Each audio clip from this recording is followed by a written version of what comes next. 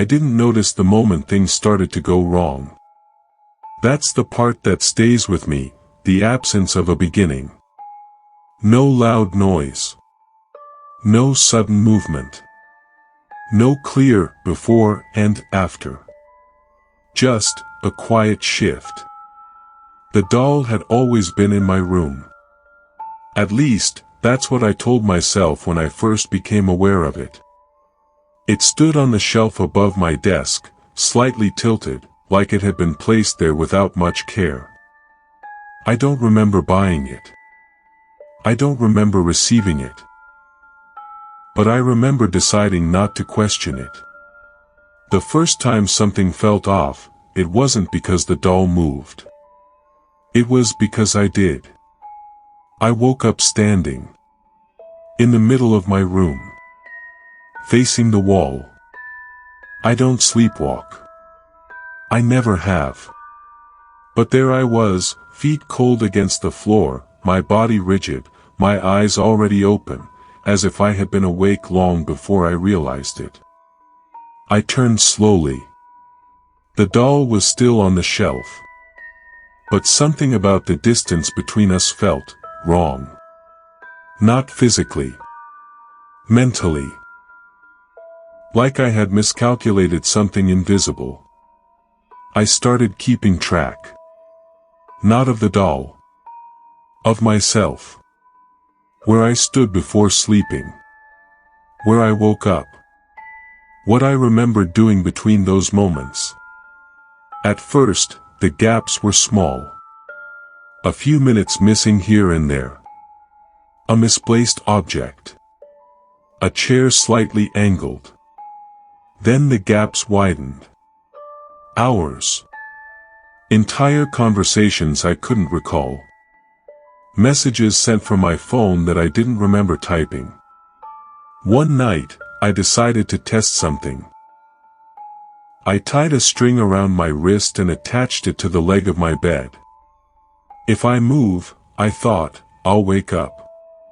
Simple. Logical. Safe. I woke up sitting at my desk. The string was still tied. Still intact.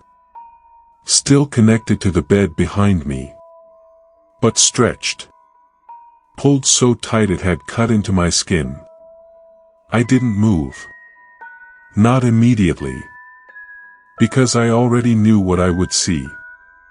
The doll wasn't on the shelf anymore. It was on the bed. Exactly where my head should have been. I didn't scream. I didn't react. Because something inside me had already started adapting. That's when I understood. The doll wasn't moving freely. It was moving in relation to me. Not through space. Through position. Through replacement. The next nights were worse. I began to wake up in places I didn't recognize immediately, corners of my own room that felt unfamiliar, like I was seeing them from the wrong perspective. Sometimes I woke up sitting. Sometimes standing. Once. I woke up facing the mirror. That night, I saw it. Not the doll. Me. But not from where I was standing. From where the doll should have been. I was on the bed. Sleeping. Breathing. Unaware. And I was also here. Watching. Unable to move. Unable to speak. I tried to look down at my body. But I couldn't. My vision was fixed. Locked forward. Just like the doll always was. That's when the realization hit me. Not like fear. Not like panic. But like something, settling into place. The doll wasn't measuring distance. It was measuring alignment. Each night, I wasn't losing time. I was losing position. Becoming more like it. And now, I understand why I don't remember when it began. Because from its perspective, it hasn't happened yet.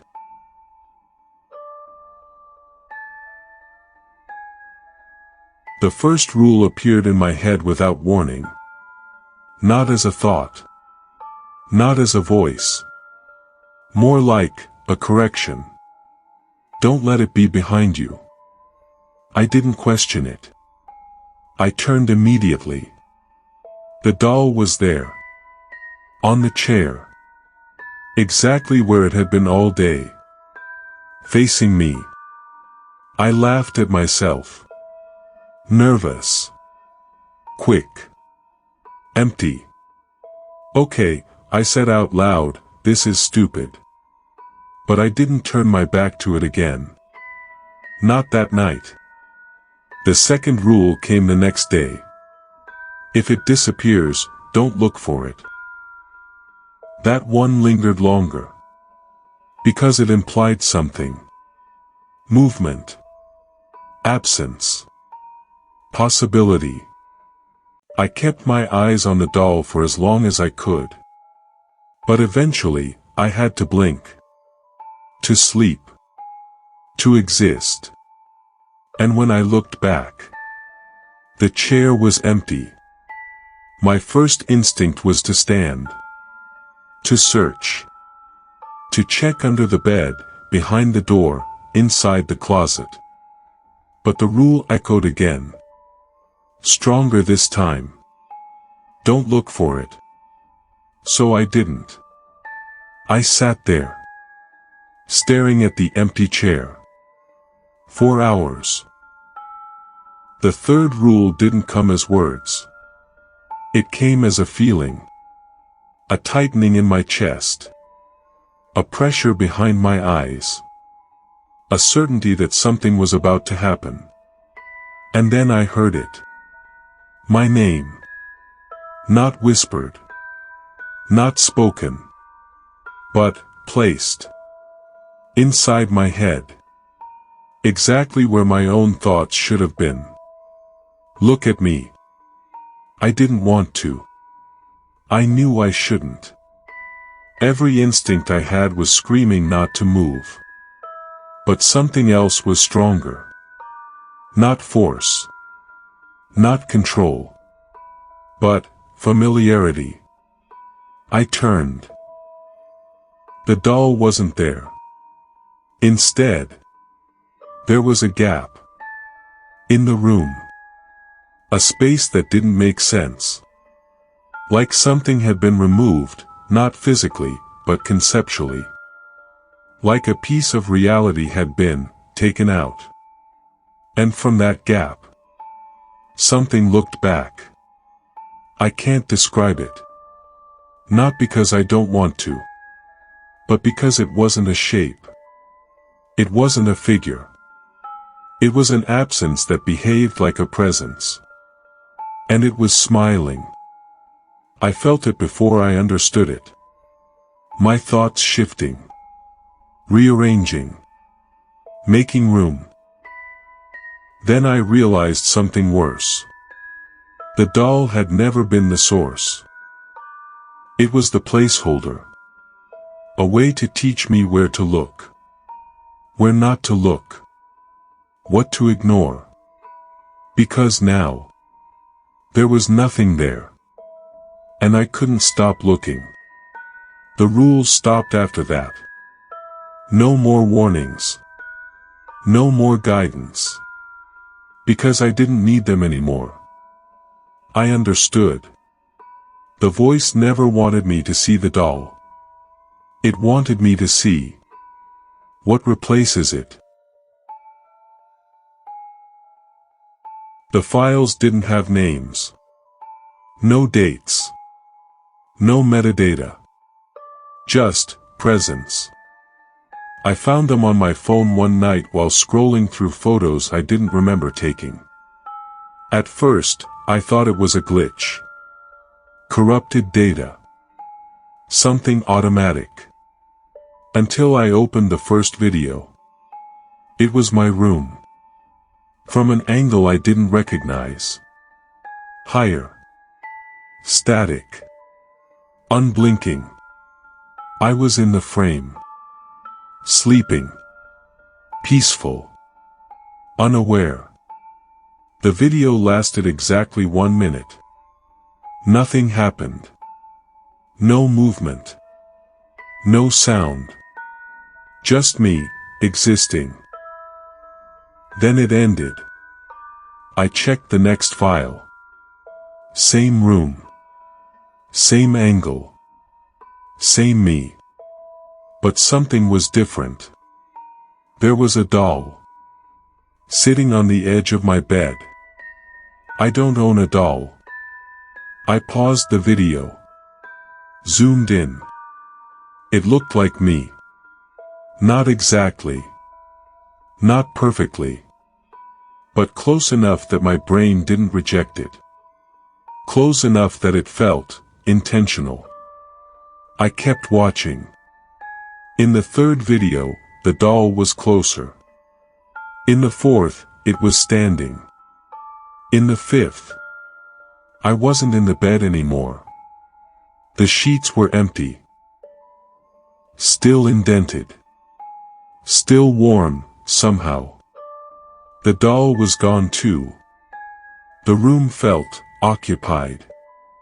But not by anything visible. That's when I noticed something else. The angle. It wasn't from a camera. It was from a position. A fixed point. In the corner of the room. At eye level. The exact height. Of the doll. I dropped my phone. But it didn't stop. Because the next video opened on its own. This time. I was standing. In the corner. Facing the bed. Holding the phone. Recording. Myself. Sleeping. The perspective matched perfectly. I tried to remember filming it. I couldn't.